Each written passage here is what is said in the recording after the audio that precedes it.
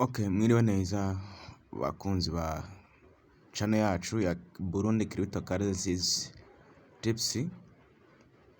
Hari update ndabazaniye y'uno munsi ku bakoze pin A yo muri Telegram kuyibikuza batanze ikiringo c'imisi 2.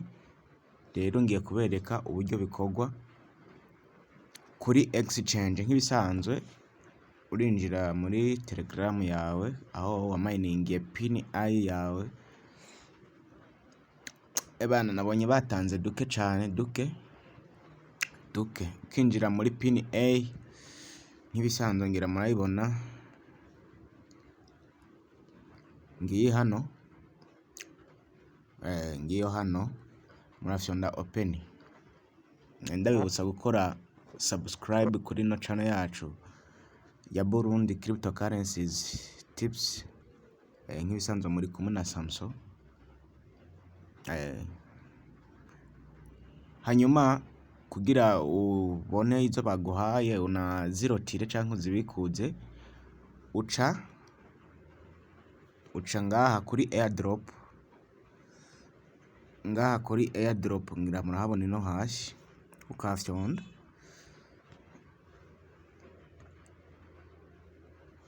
no kuri airdrop.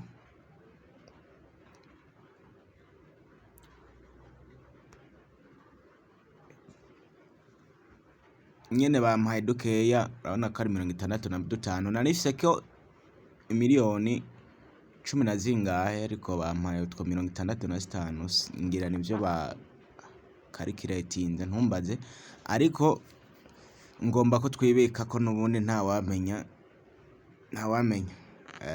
Urabona ko batanze ikiringo c'imisi 2 yonyene. Hama urahitamo ino exchange hano, choose exchange.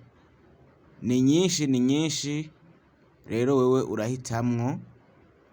urahitamwo iyo woshima gukoresha, nimba ari Exit, nimba ari Bitmart, nimba ari bank, ariko jewe nshimye gukoresha iyi Mex.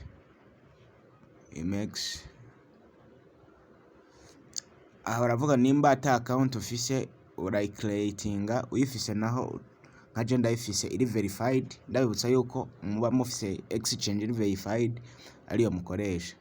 Urafyonda kuri I have exchange. Basaba UID yonyene, ngira murabibona basaba UID yonyene niyo ushiramwo hano, ubundi ukaba wihereje. None iyo UID biravana na exchange wahisemwo. Nk'ubu je nahisemo Mex, ndaza muri application zanje ndondere Mex, ndibaza murayibona ngiyi. Hanyuma ndayinjiremo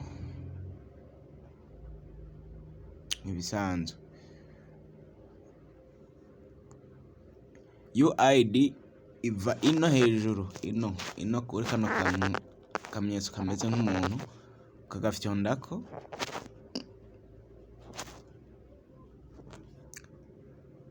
Anaka iri verified, namwe mutegerezwa kuba muyifise iri verified. Okay, uragakopiya naka. Iyi niyo UID, tuno duharuro hano kadukopiye. Anako yabaye kopye. Hanyuma nkaza muri Telegram, nakabaye nawe kuba nagenda yitwaye. Anako bashe bansubiza ku ntanga, ariko ntaco.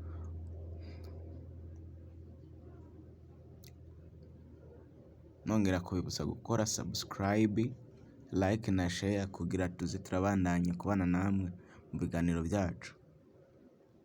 Nabwiye ko nahisemo Mexic, choose exchange. Nahisemo iyi.